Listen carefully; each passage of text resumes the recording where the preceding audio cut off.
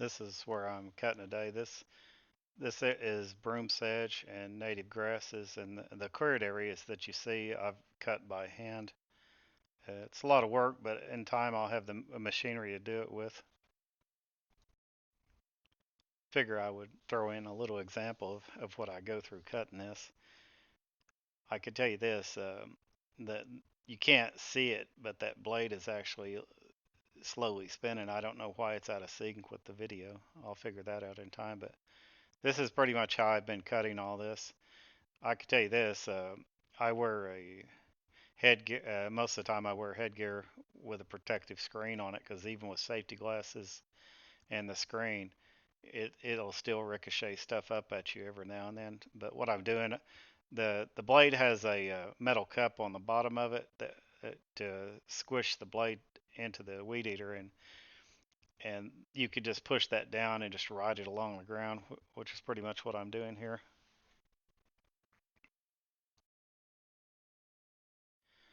I figured I would throw in a little time lapse here to show you guys how I do this. Like I said, it's a lot of work. Yeah, I feel it in the shoulders the next day, but it's good exercise for me. Plus, the stuff I'm cutting is helping me to fight erosion and to build topsoil in different areas of the property. Like all this stuff I'm cutting will be taken to different areas in the property to fix problems because my topsoil here is so thin that I'm having to build my own topsoil.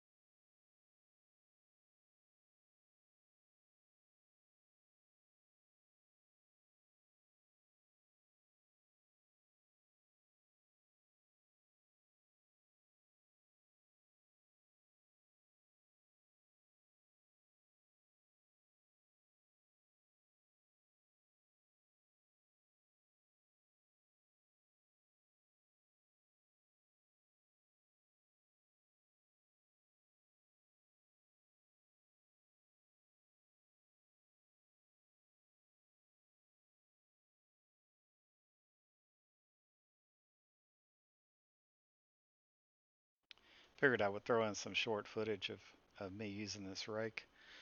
I bought this off Amazon. It was relatively cheap, and for what it does, you can't hardly beat it. The build on it's a little shabby, I think. It had to come in two pieces, and eventually the bar that's holding all the springs in, I'm probably going to add some reinforcing to it. But overall, it works really well. I'm really happy with it. But you can see it picks this stuff up like crazy. And the rake has several uses. I can dethatch with it. I can just use it like a mini plow and put several 38 grooves in the soil at a time to spread seed. And here I am driving up to. This is how I move the straw after I cut it. Straw slash broom sedge slash weed, whatever you want to call it. But I use like a 100-year-old pitchfork because I've tried using different forks that were given to me to pick this stuff up with, and they it all would bind up around the top of the forks. And I come to the conclusion there's a good reason those pitchforks were built like they were, because when you're moving the material, it doesn't catch on the top of the pitchfork. It slides off relatively easy, and then you can just turn the pitchfork over. But this is pretty much what I do. This is load after load. I don't know how many bales of hay this area would have equaled that I've moved, but I could just tell you it's been like um, probably 30 to 40 trips in this one area you're looking at there that's already been cut, and I'm depositing it up there in the areas that have the erosion problems. But like I said, overall it's good exercise. I don't mind doing it. It's a little laborious right now, but in time I'll get the what I'm looking for is a sickle bar mower to possibly do this, or even just a walk behind mower, because the weed eater is, yeah, it's slow, but the whole point of this is keeping the material long and intact where I don't have to worry about it washing out. Because I've tried the areas I put it in, I've put like bales of straw and all kinds of things, but it would just wash out because I'm living on a lot of the parts I'm putting it on are slopes, but where this stuff you leave it long, it all sticks together and just mats up and it doesn't move easily.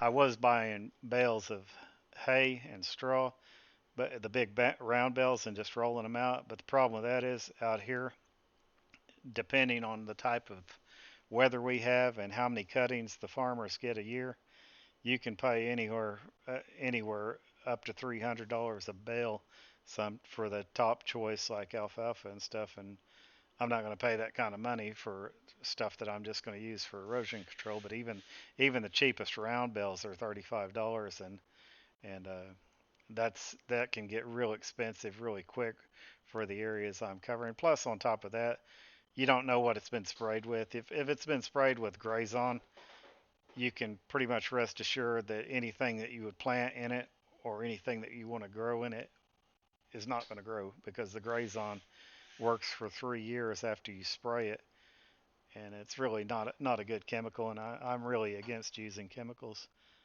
But anyhow, this is pretty much how I do this.